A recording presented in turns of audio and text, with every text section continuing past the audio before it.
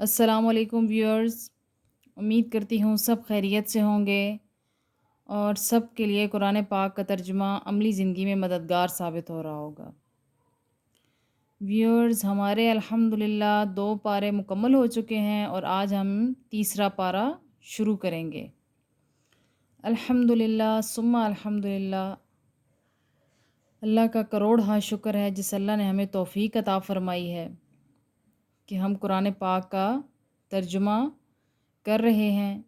جس اللہ پاک نے اپنی کتاب کو سمجھنے کی ہمیں توفیق عطا فرمائی ہے۔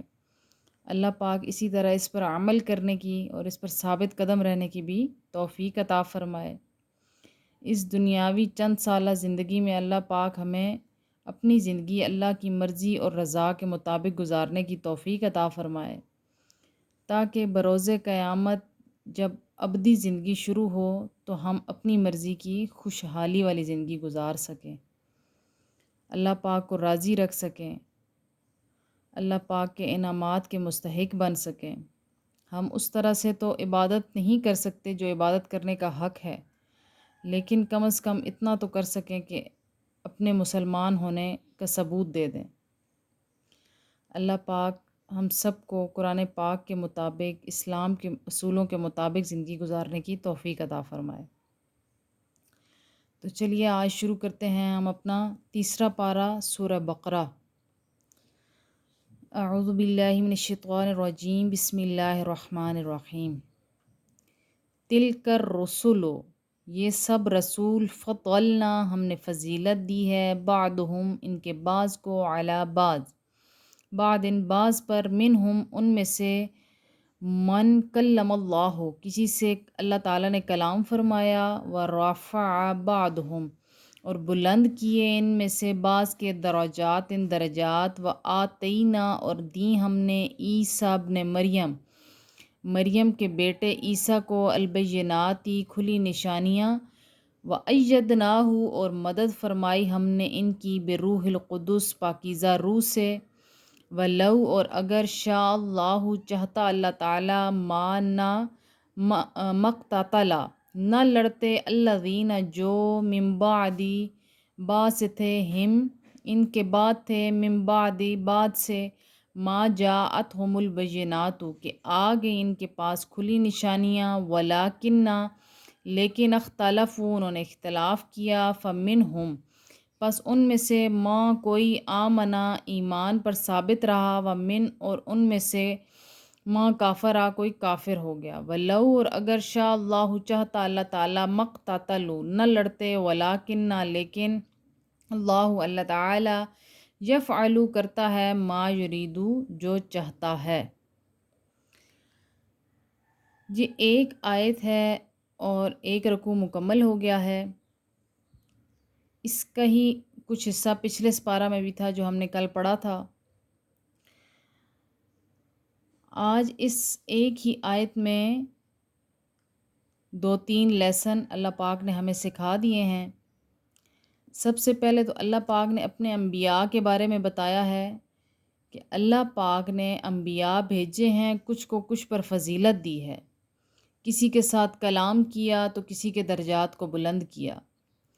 لیکن سب سے زیادہ درجہ جو ملا ہمارے نبی آخر الزمان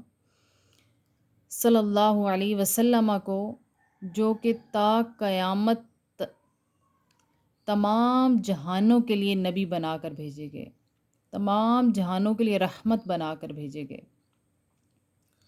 نبی صلی اللہ علیہ وسلم کی کوئی مثال نہیں ہے، ان کا کوئی مقابلہ نہیں کسی کے ساتھ، لیکن کسی نبی کو کسی پر اس طرح سے بھی فضیلت نہیں دی جا سکتی کہ معاذ اللہ دوسرے نبی کی تحقیر ہو۔ سب نبی ہی اللہ نے درجات کے ساتھ، معجزات کے ساتھ، فضائل کے ساتھ بھیجے ہیں۔ پھر آگے حضرت عیسیٰ علیہ السلام کے بارے میں ذکر ہو رہا ہے، جن کے بارے میں یہود تو آپ پر نعوذ باللہ بہت بہتان لگاتے، اور نصارہ نے معاذ اللہ آپ کو اللہ کا بیٹا قرار دے دیا۔ تو اللہ پاک نے بن مریم کہہ کر، یعنی فرزند، مریم کا فرزند کہہ کر تمام باطلان کو ختم کر دیا، اور پھر روح القدس یعنی پاکیزہ روح کو کہہ کر یہود کے تمام الزامات کو ختم کر دیا۔ حضرت عیسیٰ علیہ السلام کو اللہ پاک نے کھلی نشانیاں دے کر بھیجی تھی، یعنی وہ اندھوں کو ٹھیک کرتے، اور اسی طرح اور بہت سے معجزات حضرت عیسیٰ علیہ السلام کے پاس تھے۔ پھر آگے اللہ پاک کیا فرماتا ہے کہ اگر اللہ چاہتا تو وہ نہ لڑتے بلکہ ایک ہی طرح ایمان پر قائم رہتے، لیکن اللہ پاک نے انسان کے پاس یہ مرضی دی کہ وہ چاہے تو حق اختیار کرے، چاہے تو باطل پر ڈٹا رہے۔ جس کو اللہ پاک اختیار دیتا ہے وہ ایمان کی روشنی سے منور ہو جاتا ہے، لیکن اللہ پاک نے انسان کو عقل جیسی نعمت عطا کر کے یہ اس کو بتایا کہ تم خود بھی اختیار رکھتے ہو کہ تم حق اور باطل کو پہچان سکو۔ اسی لیے تو یہ سزا اور جزا کا بھی سلسلہ اللہ پاک نے رکھا، ورنہ اللہ چاہے، پھر اللہ پاک نے خود ہی فرما دیا کہ اس کا ہرگز یہ مطلب نہیں کہ وہ انسان جو چاہتا رہے کر سکتا ہے۔ اگر اللہ چاہے تو کچھ بھی کر سکتا ہے، اللہ چاہے تو ہمیشہ ہمیشہ کے لیے برائی کو ہی ختم کر دے، تمام کے تمام لوگ ایمان کے راستے پر چل پڑے، لیکن یہ گناہ اور ثواب کا سلسلہ رکھا ہے انسان کے امتحان کے لیے۔ اب پھر ساتھ میں عقل بھی عطا کی کہ اب انسان کو اللہ نے عقل عطا کی ہے، اپنی عقل سے سوچے اور حق اور باطل میں فرق جانے اور سیدھے راستے پر چلے۔ تو میں امید کرتی ہوں کہ آپ کو اس کو سمجھنے میں آسانی ہوئی ہوگی، اور یہ آپ کے لیے مددگار بھی ثابت ہو رہا ہوگا۔ اللہ پاک اس کو ہمارے لیے توشہ آخرت بنائے، ہماری بخشش کا ذریعہ بنائے۔ وآخر دعوانا ان الحمد للہ رب العالمین۔